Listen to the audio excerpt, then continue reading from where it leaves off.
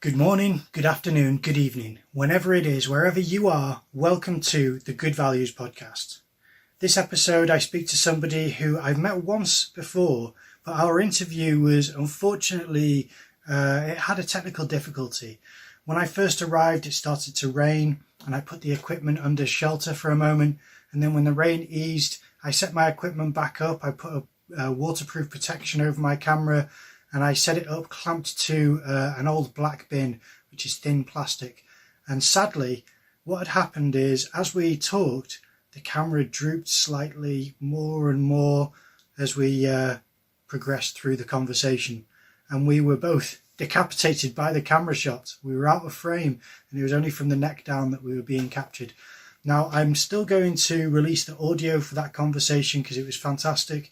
But in this this episode, it's going to be part one of a two-part release, and I'm considering releasing both parts together at a later date, but it'll be much longer. Now, the reason for that is that the first part is covering Britain and Ireland, and the second part is international work. This is a professional photographer, a wildlife activist and conservationist. Fantastic person. I'm really privileged to have had this conversation with them and to meet them. Now, we met up before the release of this episode, and there was some notes here and there. So if there's text on the screen and you are watching the video of this podcast, which for regular viewers, you may be aware that there isn't currently an audio version. I'm not sure if you are aware, but my plans for the future is to release the Good Values podcast as audio on the normal platforms where you find podcasts. But for now, it's video exclusively. So in the future, if you're watching this or listening to it, there is a video option. And if you're watching the video option, there will be some text notes that come onto the screen, which is just some of the thoughts and amendments that we made whilst we were viewing the edit. So without further ado, here is my conversation with David Woodfall.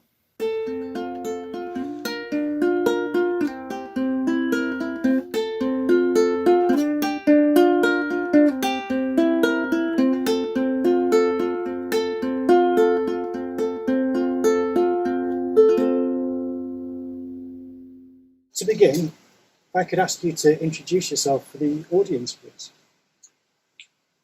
Hello, my name's David Woodfall. I'm a photographer that specialises in environmental issues, conservation, wildlife, landscape, portraits, our relationship with the natural world, the good, the bad and the ugly.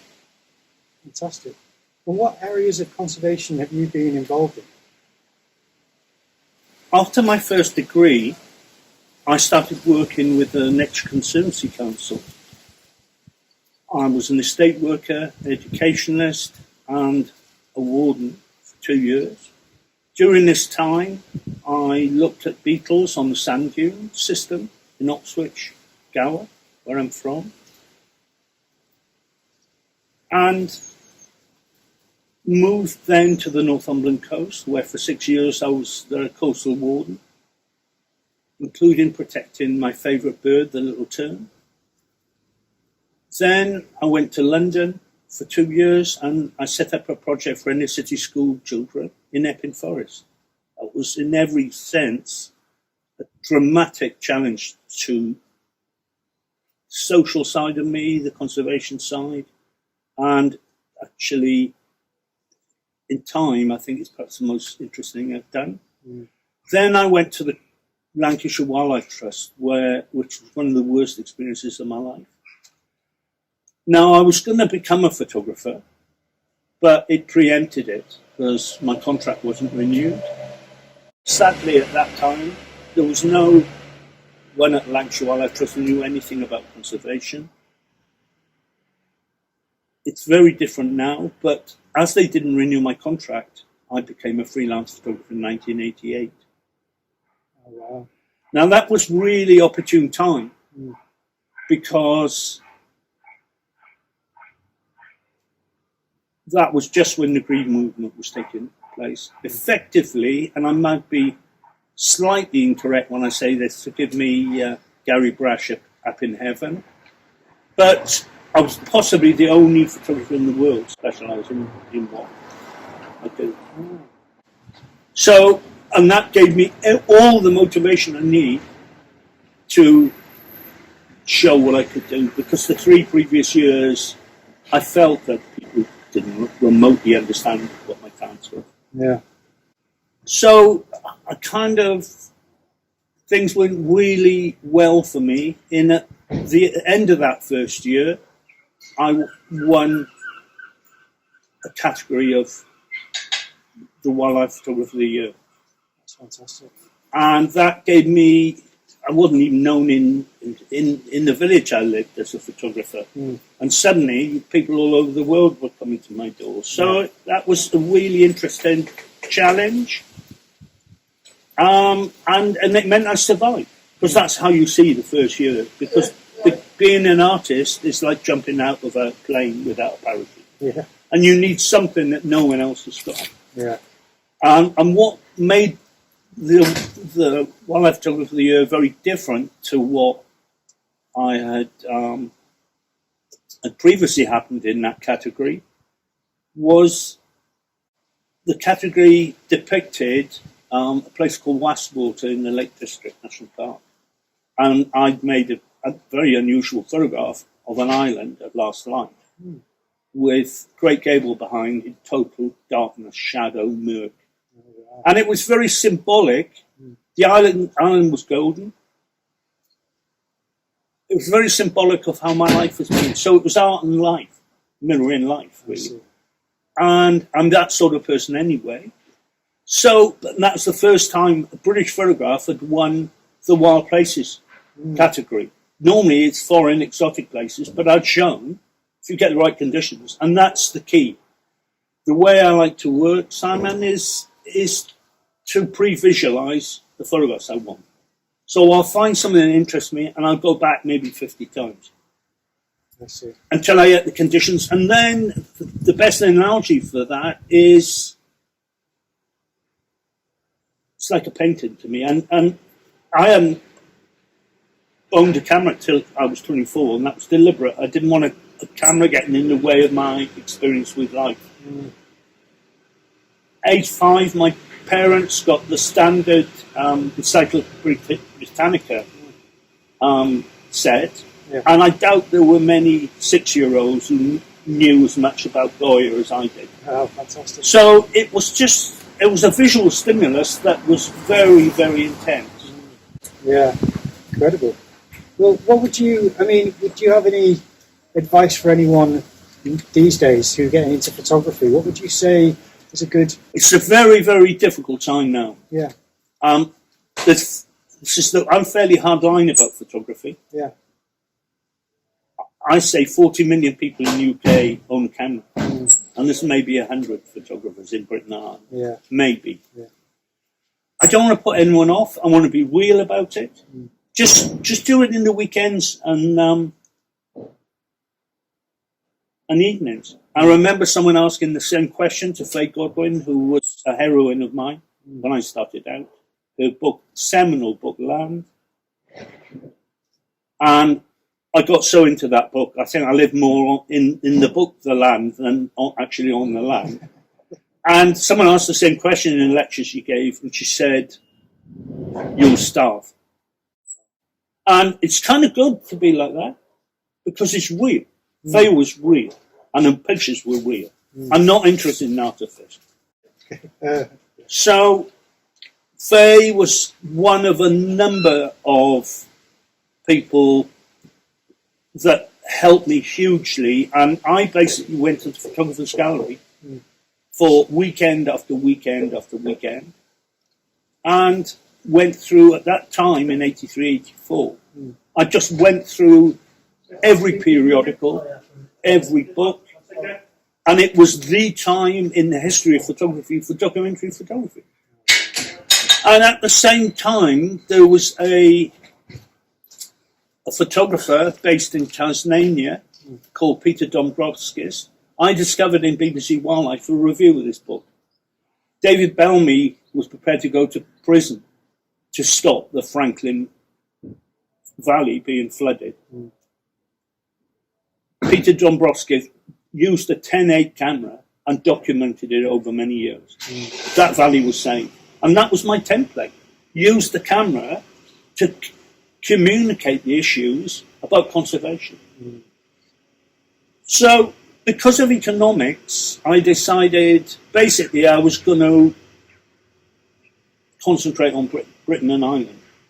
I wasn't going to do very much wildlife because there were loads of rather strange term semi-professional photographers whose hobby was wildlife photography.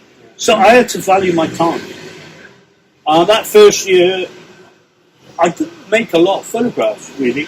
And I am a photographer that looks at most of what I do is making them. I belong to that camp, if you like, rather than taking them, although I will take pictures as well. And that's something perhaps for the listener to kind of read up rather than me for talk for about 4 hours. I was just about to ask you what the difference between making and taking photographs. Making is when you construct the photograph. Taking is when you accept what the world throws at you. Yeah, and you make photographs. Yes, mostly. Yeah. On a good day. Yeah. So that's what I set out to do. Now, I'd set myself a task. In about 1982, I documented the beginning of a book between the landscape, people and wildlife of Britain and Ireland. So I was just working away quietly. I started getting commissions, and I moved from Lancashire to North Wales in 1990, the January, and I've been here ever since. They can't get rid of me. And it's a really great small town, Denby, to live in because people just let you be yourself. Mm. There's a mental asylum on the outskirts. Yeah. A strong protection and care for people who are different, and I certainly fall into that category. And it's just people are very straight, wonderful community, sort of community that hardly exists in Britain now. Mm. And importantly for me, it's right in the middle of Britain. Yeah. Yeah. And that's quite important because then it means if I want to go to the Scottish Highlands, it's not too far. If I want to go to Cornwall, it's not too far. And if I want to go to Ireland, Holyhead Ferry. Yeah. And if I want to go abroad, which will be the next podcast, Manchester Airport. Yeah, absolutely. Yeah. So it's kind of great. I love music. I go to Manchester and Liverpool loads. Mm. Fantastic for music, for poetry, literature. Mm. Didn't really enough time to do everything you want. Well, did you say you started off when you were 24, when you really started to become serious? I bought a camera. I wasn't serious. No, you weren't serious. I'm one of these people that don't read the manual, so I thought depth of field went sideways. I didn't realise it meant backwards and forwards. So I didn't, it was very instinctive. I had every kind of rejections. A very famous photographer, Brian Shule, got me an appointment with the biggest agency in Europe at the time, and I lasted a minute. Mm. They didn't like what I had because technically it wasn't very strong. What Brian had seen was my eye. Mm. The advice I'd give to anyone listening, we've all got unique eyes. Mm. Most people forget they have. So in that first year, I went to the Mersey Estuary. There'd been an oil spill, and I wanted to document it. They cleaned up most of it by the time I got there, so it might sound odd, but I was a bit frustrated. So I walked up a bit, and I found an outflow from a large chemical. Mm. I made a photograph of it, and in fact, I made a photograph of it because I waited 3 hours until... Do you have any pushback when you do things like this? 'Cause it sounds as though you're maybe exposing oversight by corporations, and they can be quite defensive against their own... There was no one there. Wasn't there? Fantastic.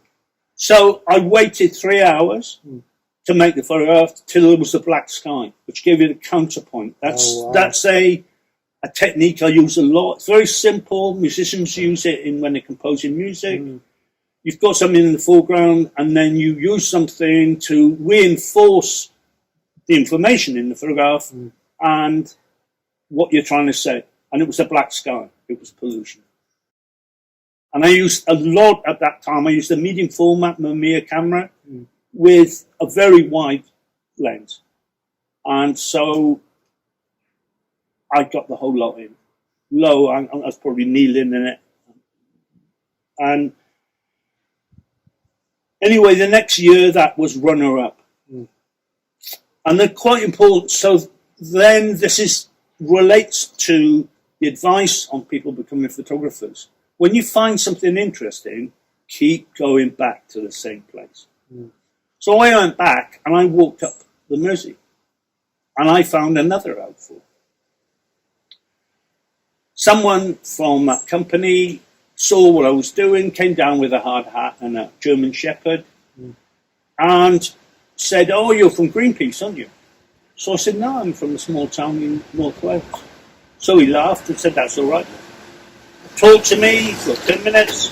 I had old clothes on.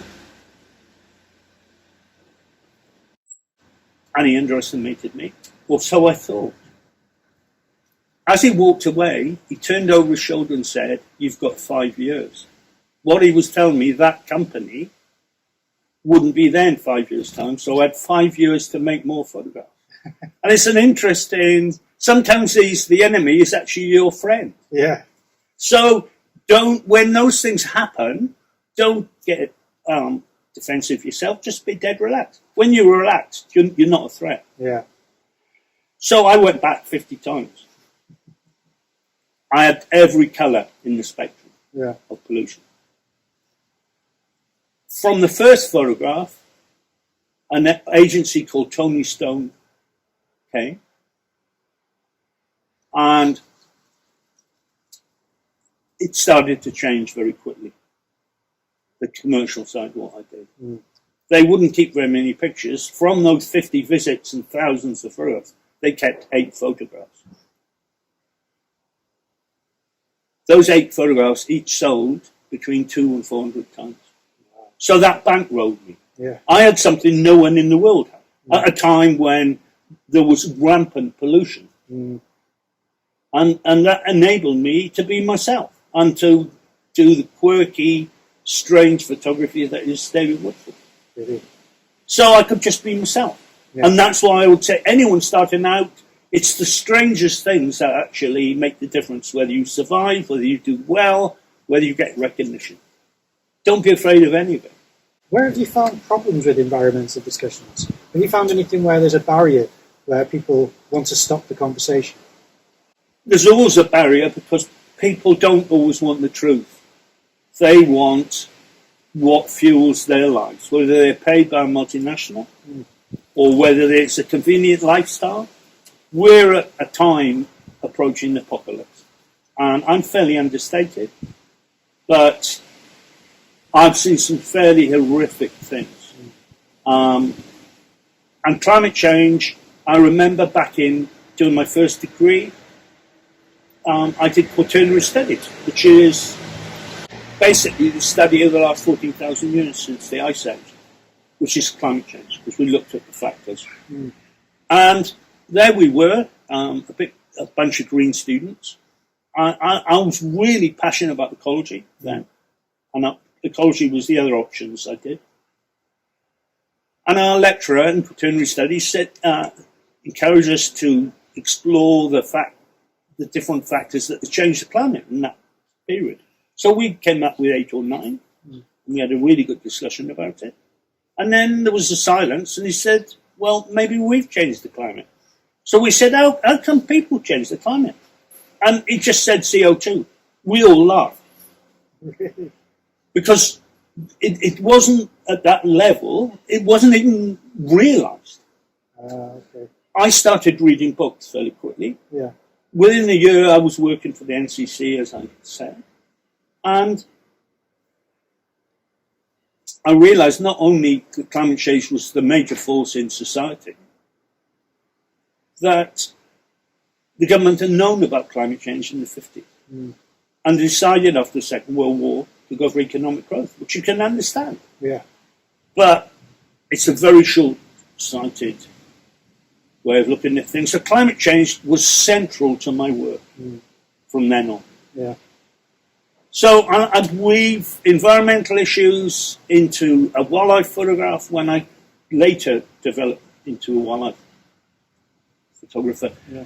So the first challenge I had, other than meeting the increasing number of commissions I received, was to continue my book. I found writer Kenny Taylor, and we wrote a book called Natural Heartlands. Was the challenge to get the momentum to feed it, or to have the vision to know what it needed? What was the challenge when it came to making the book? What was it that you remember? Just to keep going. To keep going, yeah. I was busy.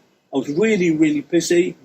But just that, you know, when you know what you want, you always find what you're looking for. You always, and the trick is, it often comes in ways you're not expecting. And recognition, really, to answer your question, Simon. And I came in unexpected ways. I remember I had a problem with my engine in Caithness. And so I just walked out on the peat bog. And first, I didn't know it. I was on one of the best blanket bogs in Europe. I'd already taken a flight over the flow country and got some really dramatic aerial photographs. But I went out on one of the best quaking bogs. And again, I had a black sky, late afternoon, November light. And then I kept going. And I met a bunch of salmon fishermen from Wick, Salmon Fishing Association, who were catching the salmon. So I documented the whole lot. It's just understanding. I am to cameras what Pete Townsend is to guitars, really. I break them regularly, it's just a tool. But I am to chaos what Paul Gascoigne was to scoring great goals. It's that I kind of embrace it. And when you do that and don't worry about the time, about responsibilities temporarily, it's that you come across the most extraordinary things. I kind of sometimes wonder if there's someone sitting upstairs inventing everything for me, because it seems so perfect. The truth is, all I'm doing is enhancing the chaos in the world by accepting it and not being too controlling with my time or with other people. But you have to be prepared to be. You have to be prepared. You have to know exactly what you want. Yeah. So that when it happens, you don't get overexcited. You're dead calm. Yeah. Quite a lot of people have noticed I do quite a lot of talks, and they said it's a really interesting dialectic between the calmness of your photographs, David, and the energy you project when you talk. So those are two different bows in my arrow, you might say. Yeah. And I use them wisely, or try to, on a good day. I've got a strange technical question I just popped into my head, which is, it's a compositional question. And I'm going to relate it to an artist called Norman Rockwell, who found out about the golden section and the rule of thirds after he'd had a fairly lengthy career. And then he started to impose this structure onto his artwork. And he followed all the guides and the measurements, and then he started to purposely shift everything off these guides and measurements to see if it made a difference. And his conclusion was that he didn't find it was necessarily that impactful so long as he used his own preference to compose the image. Do you follow the rule of thirds, the golden section? Do you find those things to be anything which should be aside from a general rule, is it anything which is, it's a really good question, because behind it lies your whole work ethic, what you produce. Yeah. Not at all is the straight answer. Again, when I was 6 and I was into Goya, what struck me, like all the artists I looked at, was their amazing composition. Yeah. Now, artists got a huge advantage over photographers. It's that they can rub it out and start again. Now the equivalent, you could say, is digital photography. Yeah. But to me, composition was central, and I kind of had an artistic approach subconsciously all my life until I was 24, through my immersion in art. And a colleague looked at one of my pictures and said, "It's a nice photograph of a mountain, David, but I'd rub it out top left." And it set me thinking. So I just became it became totally imbued in me. And obviously spending, weekends on end woodshedding in the photographer's gallery meant that I put it central. One of the problems with digital photography, and this is a problem for the future of photography, it's so easy now, people don't think about composition. To doctor what you have. Well, they think I can change it. Yeah. Well, you can't change the composition. Once the composition, that's it. So that's how important it is to me. And I've always kept it subconscious. So to have balance. Yeah, to have balance within something. And also composition is vital, what message you convey. Obviously with environmental issues, that's rather important. Yeah. And in wildlife now, because wildlife's central. And photographing people.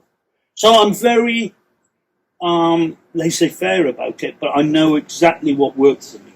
That's sort of odd to be like that, but that's just the way I am. I suppose there's another thing which people have been discussing recently, which is initially the considerations for composition were based on rectangles, and these days there's a lot more square imagery being released due to certain applications on phones and things having square tablets that can really cater things for. Yeah.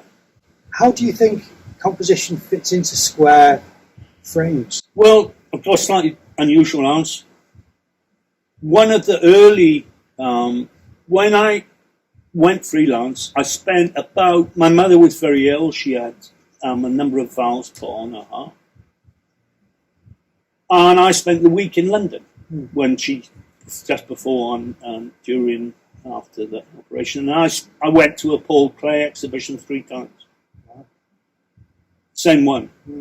And he kind of used rectangles very often. And it set my mind ringing that although I'm very much of a free spirit, that you have to have a composition based on something, the form. Yeah. So someone like Paul Klee dealt with it head on. And then you look at other aspects of Paul Klee's work, and it's totally liberating. So he's not confined by anything. Yeah. So that had a big effect on me, and then how I worked. Okay, so that is the episode for now, part 1. I hope you enjoyed it. I thought it was a lovely conversation. I really appreciated his passion and how enthusiastic he was for some of these causes. A fantastic storyteller and beautiful photographs. I only showed you a fragment of his work, and I will be showing more in the second part. Also, you may have noticed we are sat in front of a large horizontal banner, and that will be explained what that is and the background and story towards the construction, the making of that photograph in the next part. So if you did enjoy the episode, please leave a like, comment down below, consider subscribing and ringing the notification bell. It supports this channel and I greatly appreciate it. But otherwise, share this with anyone who you think might enjoy the conversation. Thank you very much for watching, and I will see you in the next episode.